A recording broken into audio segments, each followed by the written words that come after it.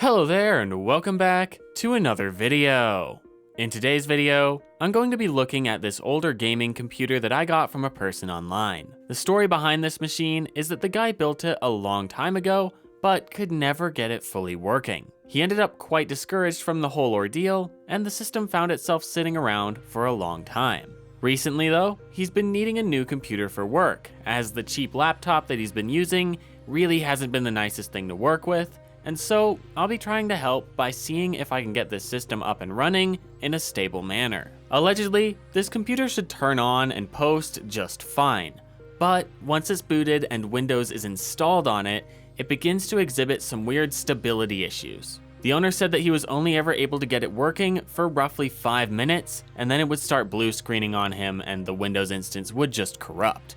So of course, the first step in this process is going to be to recreate the issue, both to just take a look at the issue myself, and also to ensure that the system is behaving as described. If you've watched any of my previous videos, you'll know that sometimes the issue is different than described, and therefore it's just really important to double check it. After plugging in all my peripherals and a power cord to the system, I booted it up and was greeted with a black screen even after letting the system sit for a while, which was concerning. However, I did notice that the disk activity light was indicating a lot of hard drive activity, meaning that it almost seemed as if the system might have been booting into an OS, but just wasn't displaying anything. The system was also giving a little beep when powered up, but I wasn't too sure if this was anything important at this time. Anyway, I next tried to plug in my monitor with a DisplayPort cable into the DisplayPort output on the back of the graphics card. Previously, I'd been using an HDMI cable and figured that I should just try a different port. Sadly though, I was still met with the same results, that being a black screen.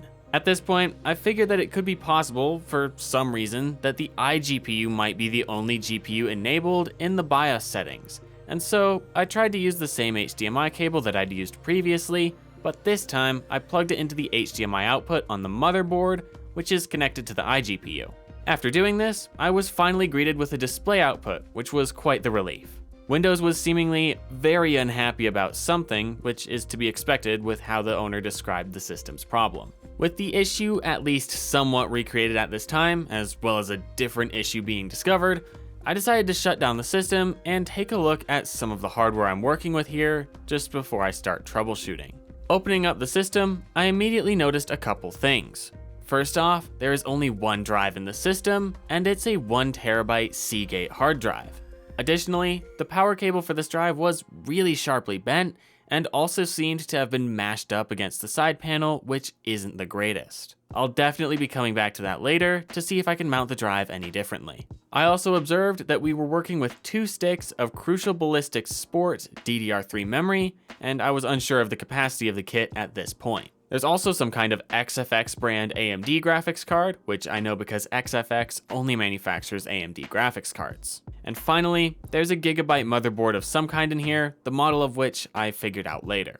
I started to just do some basic checks on the computer's hardware, which I started by removing the graphics card. After removing the GPU, I saw that it was an AMD R9 290, a pretty darn high-end card from the time period this system was built in. And the reason that I removed this GPU, other than to see which one it was of course, was to access the CMOS battery. I wanted to ensure that it was still holding a decent charge, which I had a solid feeling that it might not be due to the age of this system and the fact that it hadn't been plugged in for nearly all those years that it sat. So I used my CMOS battery tester, which there's a video on my channel if you decide you want to build one for yourself, and I found out that the battery was a little low. So I put in a new one with a much stronger charge and was done with the CMOS battery for now. This will also have reset this motherboard's BIOS settings, which is going to be helpful in ensuring that I have a clean slate of a system to try and get a Windows installation working on. Anyway, after also installing one of my own 128GB SATA SSDs for the sake of testing without having to wait decades for the hard drive to load, and booting the system back up, I was finally able to get an output from the dedicated graphics card in the system. I was also able to boot into a Windows 10 installation media and begin the Windows 10 installation process. Navigating through the Windows 10 installer's prompts was super easy, and it went just as smoothly as it usually does on other systems. So I was actually feeling decently confident that maybe the system would be working after all. However, after the installer made the system reboot into the new Windows image that was now on the SSD, I noticed that something was up. The little loading circle that goes around while a new Windows install does some of its first time setup was moving at an incredibly slow frame rate. In fact, it was moving so slow that it would sometimes take multiple seconds for its position to update even slightly, which is not something that I've seen before when installing Windows, and this was the first indication that something was still definitely wrong. I let the system hang out for quite a long time though, longer than this process should have taken, in the hopes that maybe it was just being a little funky and would sort itself out soon. However, that did not happen. The system blue screened. I let it keep going though, after rebooting, just out of desperate hope that maybe it would change something, but no. After getting 2 more blue screens in the same manner, I decided to call it quits with this Windows reinstall and begin some more in-depth troubleshooting. One of the first things that I wanted to try while troubleshooting this system was replacing the RAM. I figured that due to the issue just being a little bit weird and kind of intermittent seemingly, as there was complete stability in the Windows installer, but not on Windows once it had exited and gone to the SSD, it could be some kind of memory-related issue. Anyway, I swapped out the RAM in the computer with one of my own kits of DDR3 just to see if this might improve how the system was behaving at all. This didn't change the system's behavior though, even with a new install of Windows 10, which honestly in hindsight isn't that surprising to me. So I switched the old memory back into the system as to keep the number of variables changed at the same time to a minimum. Of course, with the old memory in, the system was still broken. So I'm back to square one, and I was starting to find myself quite unsure of what exactly could be going on here. It almost seemed as if the system might have been overheating at some point, causing it to become super slow during the Windows setup process, and possibly even resulting in blue screens. I was pretty doubtful of this theory though, but nevertheless, I chose to open the system up and just give it a bit of a hardware inspection to make sure that this wasn't an issue that should be occurring, as well as to check for things like bent pins under the CPU, which could maybe be causing some weirdness. After pulling out the GPU again, I went for the CPU cooler. I wanted to take it off to make sure that the thermal paste application was good, and also so that I could take the CPU out and inspect the socket.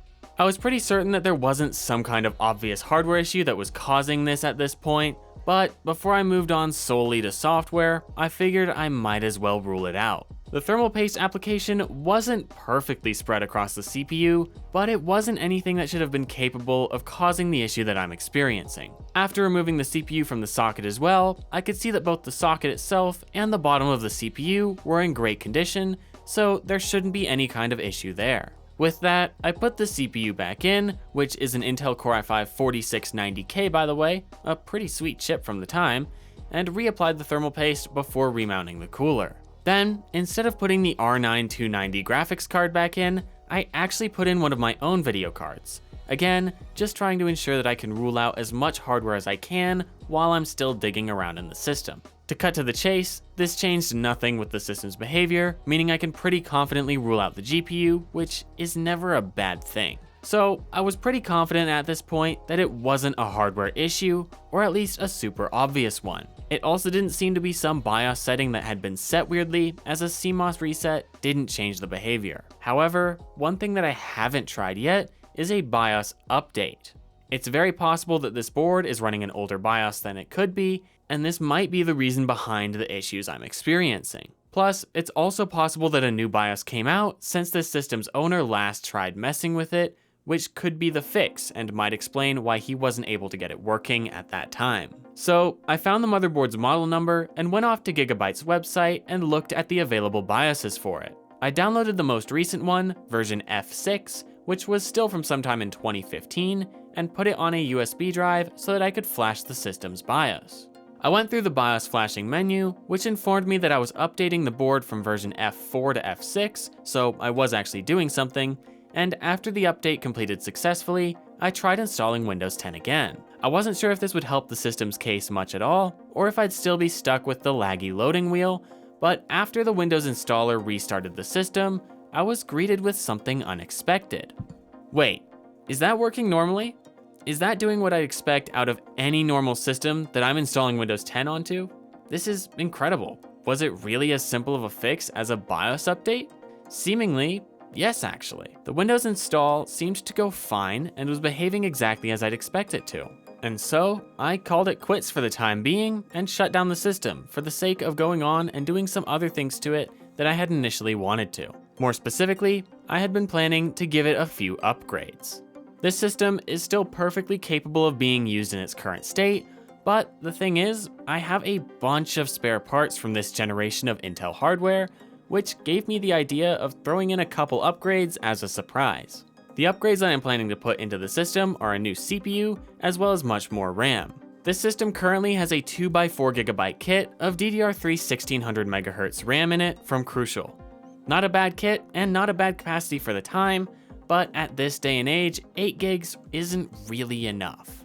I received a metric boatload of free DDR3 RAM several months ago though, and figured that I might as well upgrade this. And I'll throw this in here as a note really fast. I am surprising this system's owner with these upgrades, but if for whatever reason he chooses he'd rather have the original parts, I will absolutely be giving him the option of having those instead. Anyway, I grabbed 4 8GB sticks of DDR3 1600MHz memory from my parts drawer, meaning that he'll now have 32GB of RAM. Even though it's DDR3, which is quite old now, having 32GB of it will certainly make this system much more capable in a modern OS like Windows 10, especially if he chooses to play any games on it. Finally, I took off the CPU cooler so that I could install my upgraded CPU. Currently, the system has an i5 4690K, not a bad chip at all. However, I have a couple of spare i7 4790s sitting around that I could put in here. Now, the 4790s that I have aren't of the K SKU, so they do sacrifice the ability to be overclocked, but the main difference between the i5 and the i7 here is that the i7 will give us 8 threads as opposed to 4, and having 8 threads is just nice to have, so I figured sacrificing overclocking shouldn't be that big of a deal. After putting in these upgrades, I took some other parts of the system apart just for the sake of cleaning up some of the cables, which I'll note is really hard in this particular Cooler Master case, and I also readjusted the hard drive so that the cable isn't mashed up against the side panel. Finally, I also properly mounted the 2.5-inch SATA SSD, which I decided I'd also be giving to him, as no one should have to live through Windows 10 running on a spinning hard drive. Ever. The final thing I did before being done messing with this computer's hardware was repaste the graphics card. This card clearly hasn't been used all that much, based on the fact that he wasn't able to get this computer working properly, but it is several years old at this point, and so giving it a refresh in the thermal paste department can't be a bad thing. Repasting this GPU was super simple, and I won't really walk through the process in detail, but I just removed the cooler, cleaned off the old thermal paste, applied new paste, and then put the cooler back on. After that, it was back into Windows, and specifically into audit mode, so that I could get the right drivers installed along with updates, and so that I could check that all of the ports and features on the system were working correctly. Booting into audit mode went perfectly fine, and once in audit mode, I started to do some of my basic setup things. However, when it came to getting the clock to sync up through the network, I noticed that there were some issues with the killer E2200 networking chipset on this motherboard. I tried a bunch of stuff to get it working, but weirdly enough, it just seems to be completely broken on Windows 10, even with new drivers. So I just threw in one of my spare networking cards that I had laying around to get it up and running for the time being, and funnily enough, that card happened to be a dual port 10 gigabit per second SFP Plus networking card, which is a little bit overkill. I did have to do the tape mod on this card to get it working in the system, as it was quite unhappy with me before I did that. But finally, we have internet connection on this machine. And if you're wondering what this specific mod is, you can check the video that I linked to in the description. Then, I just went through my normal routine of drivers and Windows updates, and after all of that was wrapped up, I went to the apps section of settings to remove a bit of the standard Windows 10 bloatware like OneDrive. However, when I went to this menu, I noticed that something was horribly amiss. Where on earth did all of the apps go? They're gone. The system has seemingly nuked itself of everything? This was really weird, and I've actually never seen a computer do this before. I wasn't sure if this was just some audit mode weirdness that I hadn't run into yet, or if something had gone horribly wrong with the system, or if a simple SFC scan might fix stuff because something important had gotten corrupted, but I chose to start with that. While the SFC scan was running, I checked and noticed that the system had nuked itself so much that even the Microsoft Store wasn't installed on it, which again is not something I've ever seen before. I installed the Microsoft Store, which has to be done through PowerShell, and that went fine, but at this point, I could tell that something had gone terribly awry with this Windows install. Additionally, the SFC scan had completed at this time, and it said that it did find and fix corrupt files. But sadly, it didn't seem to be the fix that this install needed. So clearly, this install was a bit messed up, which is a shame because I just spent the past hour or so getting it all ready to be given back to the system's owner, but oh well. I decided that restarting from scratch would be the best move, and so I installed Windows 10 again. This time, the Windows install also went smoothly, and drivers and updates went just as smoothly as they had before. Plus, the apps didn't completely disappear this time. I still ran an SFC scan before telling the system to go back into the UBI, and concerningly, the scan did find some corrupt files, but I wasn't too sure of what to make of that, so I did continue with sending it to the UBI.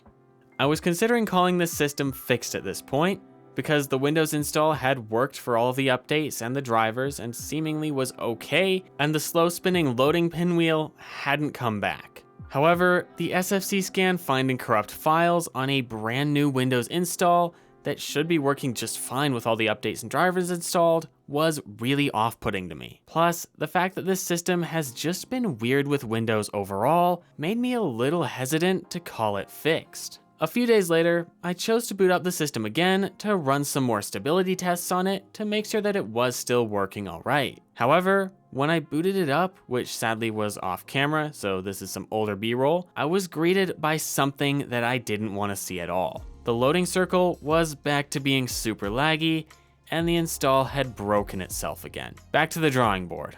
Lovely. Now, this video is getting really long at this point. I'm writing this script and I'm sitting at well over 3,200 words, and I don't want to bore you too much longer with the other things that I tried to fix this system, because spoilers, it's still broken as I write this. But I will run through what I tried next to see if I could get it working reliably, really quickly, so that the people who are smarter than me in my audience can have a good picture of what's already been tried if they want to provide some input on what might fix the system. Up until this point, the boot mode in the motherboard's BIOS has been set to Legacy and UEFI, and I'm pretty certain that all of these installs have been done in the UEFI mode. So I set the BIOS to Legacy only and tried another install. This install worked for a while, but eventually it bricked itself while I was rebooting from audit mode. I did try again, but this install also failed, but this time with a couple of blue screens. All of the blue screens that I got were due to the DPC watchdog violation error code.